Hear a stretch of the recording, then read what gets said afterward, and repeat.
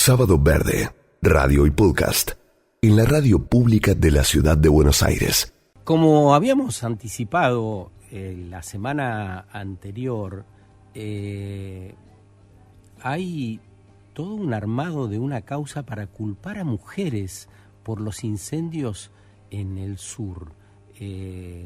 Especialmente los gobiernos de Chubut y Río Negro están impulsando algo que resulta claramente fuera de lo que implica el control democrático, la democracia, el funcionamiento independiente de los poderes. Lo cierto es que de todas estas mujeres, Victoria Dolores Núñez Fernández ha quedado detenida tras una docena de allanamientos que ordenó el juez penal de Esquel, Jorge Criado, en febrero. Fue imputada sin pruebas por una supuesta participación en un ataque incendiario a la estancia Mancay, en Trevelin, Chubut. Ella tiene 37 años, es de Ituzaingó, acá en la provincia de Buenos Aires, y vive ahí en el Loft Pillán Mahuiza, en Corcovado, desde el 2020, porque se enamoró de otra mujer y de la comunidad entera que le abrió sus brazos y se quedó a vivir ahí y a acompañar a estas mujeres en la lucha.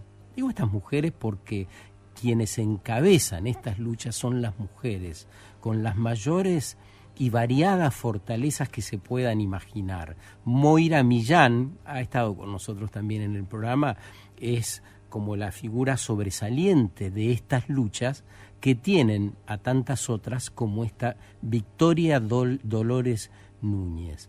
Bueno, como les cuento, la causa fue montada, se habló de una Kangoo blanca que ella tiene con portaequipaje negro, como que estaba en el lugar donde se originó el incendio.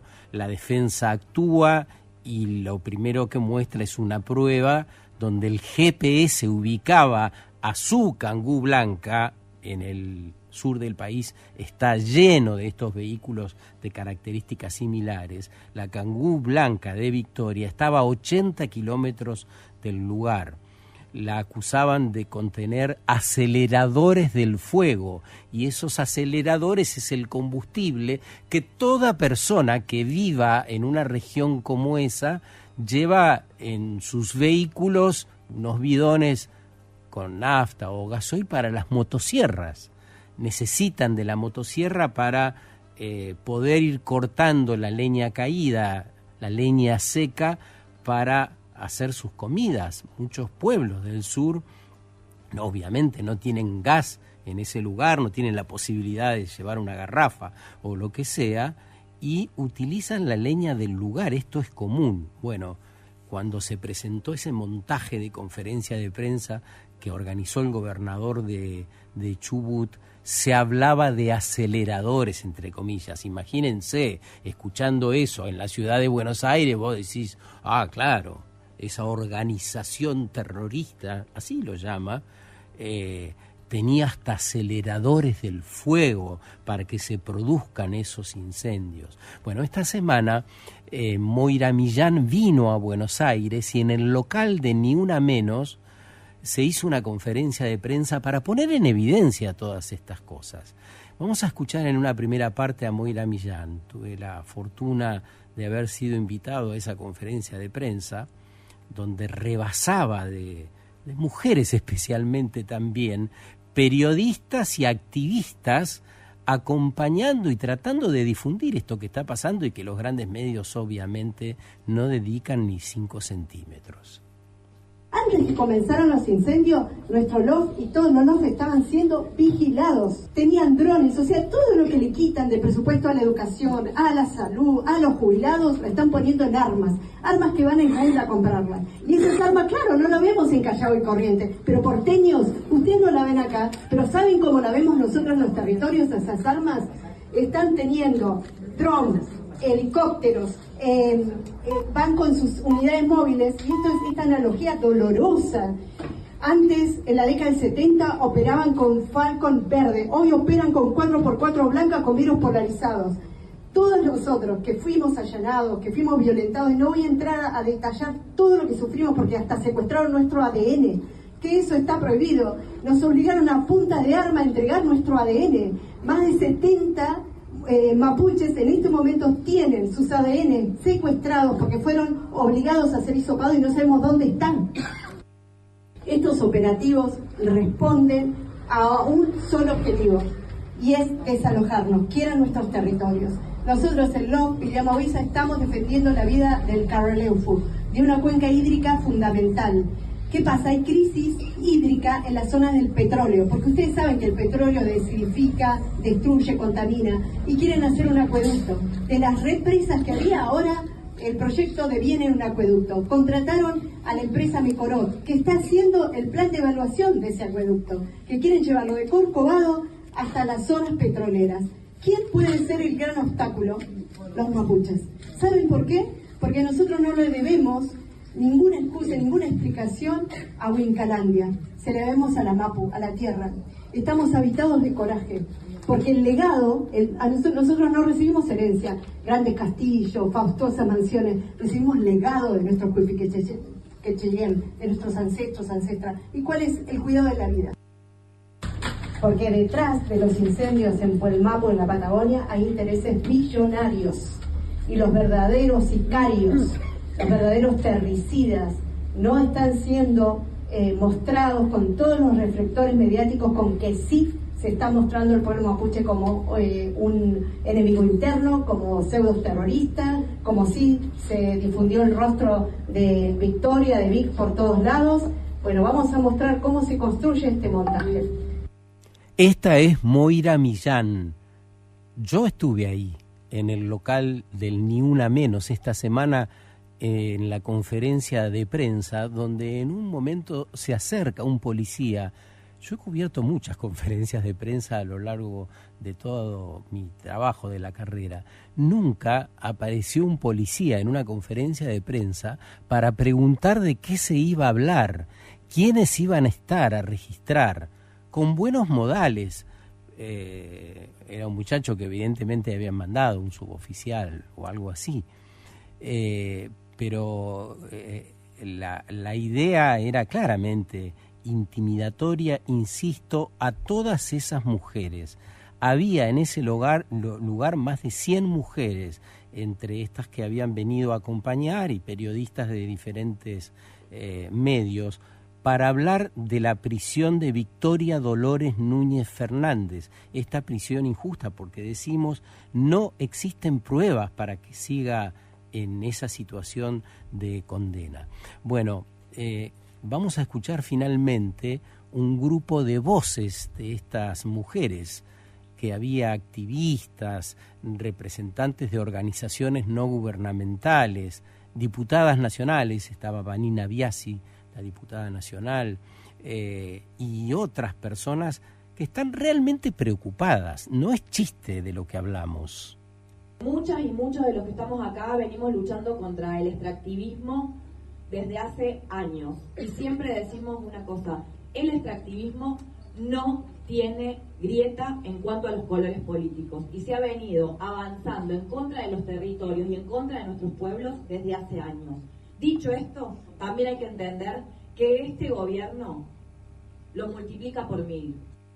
El problema de la administración de las aguas, ni peronistas, ni radicales, ni macristas, ninguno.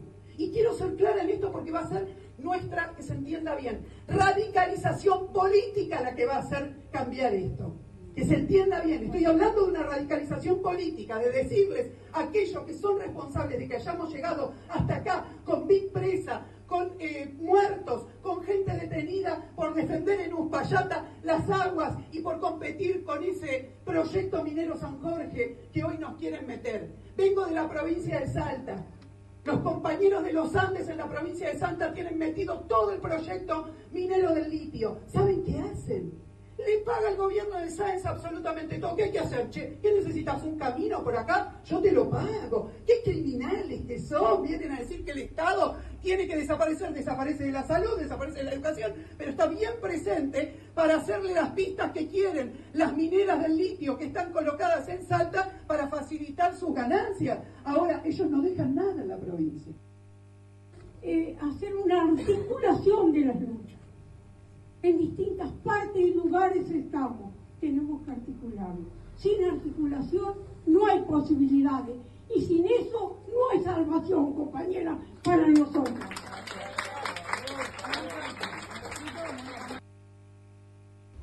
Obviamente la vamos a sacar, pero esto nos tienen que acompañar todos y todas, porque es absolutamente necesario que todas y todos nos hagamos responsables de la vida.